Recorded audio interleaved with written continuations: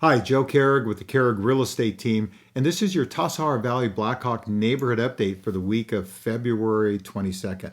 Well, we talk about the market obviously being a seller's market, and we're hoping to see more inventory come on the market. And at the end of these slides, we'll talk about maybe where we see the market going or what could slow it down. Because, when you look at these graphs, it is still going nuts. We talk about it, as pending, what's happened the last year is pending sales have gone up, active properties have gone down.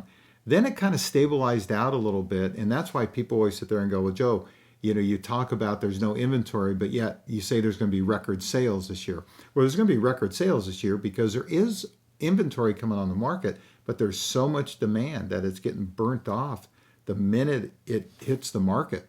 So let's take a look at Tassajara, and this is Tassajara 94506 areas, which is basically the Tassajara Valley.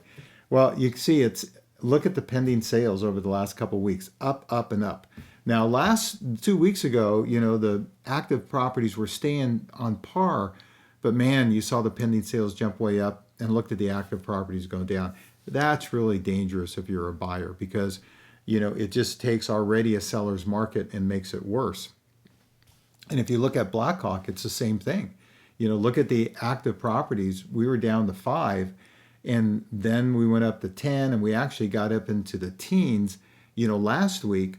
But look at the pending sales going up. As first the pending sales were low because there wasn't a lot on the market. But as more homes came on the market, man, they got burnt off the minute they went on the market, to the point that you see that last week pending sales went way up and active properties went down. So if you look at the numbers in Tassajara, the active properties have an average of over $2 million, and they've been on the market 19 days. The pending properties, just over a little bit, 1.6.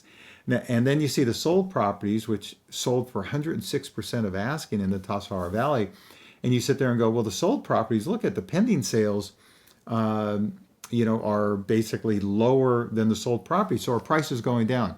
No, the prices aren't going down because what's happening is everything is selling for so much more than asking. If you basically take that 6% and add it on to, $1,662,000, you're getting into the $1,008,000. So expect that the average, those prices that are selling for $1,662,000, figure that the average price on closing is going to be up into the 1/8 again. Now, when you look at Blackhawk, it's amazing with Blackhawk because as the market gets better and better, it's like a pyramid. It goes up and up. And obviously, it's already hit that $4 million mark. As we've sold 2 recent sales in Blackhawk, both over $4 million. One was on the market for a year. The other one was on the market for 2 years. And finally, the market caught up to them. So you can see the active properties for about $4.5 million. So those, 8 properties are on the market. Most of those aren't even affordable to people. Now, it is a little bit off because, you have a $10 million listing out there, which kind of, messes it up a little bit when you only have 8 listings. But at the same point, it's hard to find anything, and anything that's under $2.5 million that hits the market in Blackhawk gets burnt up right away. You see the pending sales, $3 million, and the sold properties, 2.8. Now, if you've been watching me for a couple months, if you remember, it wasn't that long ago that the sold and the pending properties were 1.5. Anything that is around 1.5 was getting sold. Then it was 1.8. Then it was 2 million. Then it was like 2.2. So it's like every couple weeks. And the reason why is because there's just nothing coming on the market in the lower end. And the upper end is starting to sell. So, I bet it wasn't, 2 months ago, 3 months ago, that the average sold price was like 1.5. Now it's 2.8. And mainly just because it's not like people all of a sudden said, oh, I wanted more expensive properties. That was all there was out there. When you have the average active property at 4.5 million, obviously it's gonna drive up the average price. So, people ask me, they go, Joe, are we in a bubble? No, it's not a bubble because you know what? We do have a supply. This isn't 2008. People have equity in their homes. As a matter of fact, the statistic is 42% of the people that own the home own it free and clear. 42%.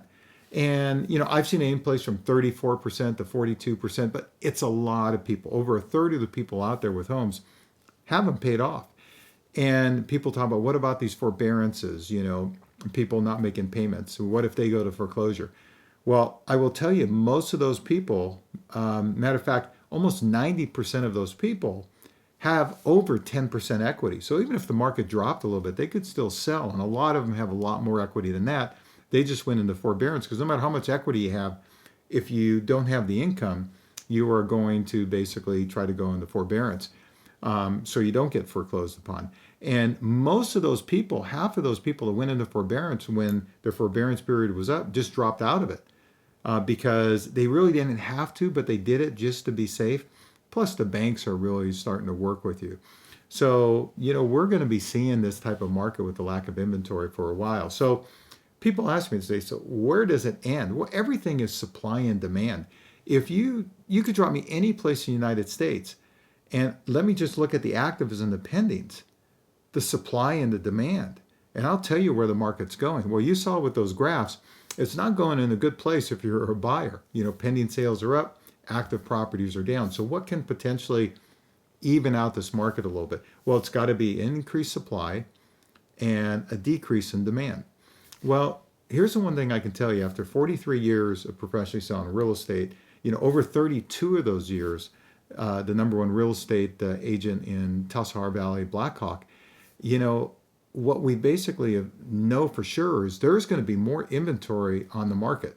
There always is. At the end of spring, early summer, more homes come on the market. What's going to probably happen this year is it's going to take more than just a lot more homes coming on the market, because those things are going to get burned off as fast as they come on. Now, it will be better, because if we have more inventory, instead of getting 10 offers on a piece of property, we might only get 5, which means it might not sell quite as much. And because remember, we kind of use a rule of thumb, and it's not always accurate, but we've sold enough homes that it's not far off that for every offer you get over 1, you have to pay a percent higher to even have a chance of being in the ballpark. So in other words, if there's a $2 million home and there's 5 offers, you basically have to be over 2.1 to even be in the ball game to get a chance of maybe getting a counter.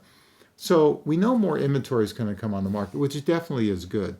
But what's going to make the supply go down? Well, a big driver of that obviously is what happens with the vaccines. Johnson & Johnson just announced they're just coming out. They're sending it to California.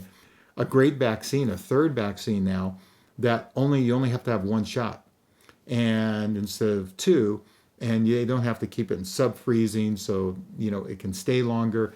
So it's definitely a good sign, and we've seen the cases flatten out from a peak in January. So that's all good. So if we basically see the economy get better, we'll basically probably see interest rates go up, which obviously will knock the demand off a little bit, as we've talked before. Plus, if businesses start open again, then we might not see as many people running out to the country from urban to suburban, out to our great Tassajara Valley. So from that standpoint, less demand would help. Well, people always sit there and go, because interest rates already came up just a little bit, and people go, well, look at this graph. You look at the 10-year treasury rate moving upward, and they sit there and they go, well, what does that mean, Joe? I mean, what does the 10-year treasury rate have anything to do with the interest rates? Well, as the 10-year treasury rate goes up, interest rates go up with it. Matter of fact, look at this graph. Well, look at the next graph. For almost 50 years, the 30-year mortgage rate has moved in unison with the 10-year treasury. Look at that, since 1972. I mean, they're almost a mirror image of each other. So the 10-year treasury is going up. We've actually even seen the interest rates go up a little bit. That obviously has affected the stock market, has taken some losses, the last few days.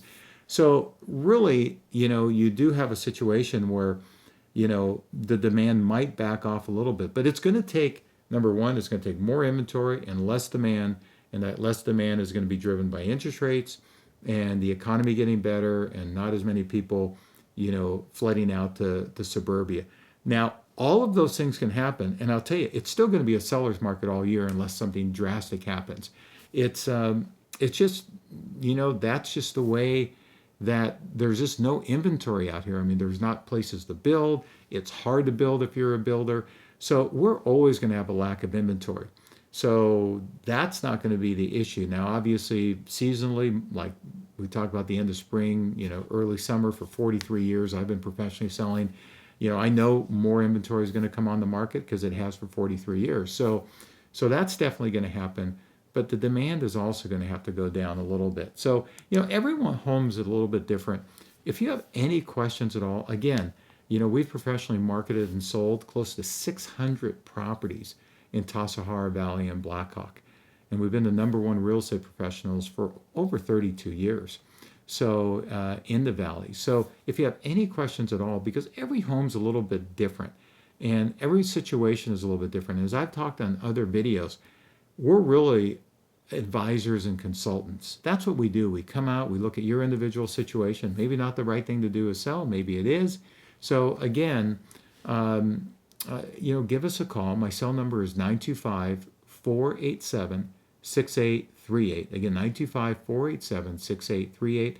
Or reach out through email, joe@kehrigteam.com, joe@KEHRIGTEAM.com. So have a great week. Don't hesitate to reach out. Be safe out there. I mean, the virus, we're starting to get a little bit of control, but still be safe, be smart, and may God bless you and your family and keep you safe. And may God bless the United States of America. Have a great week.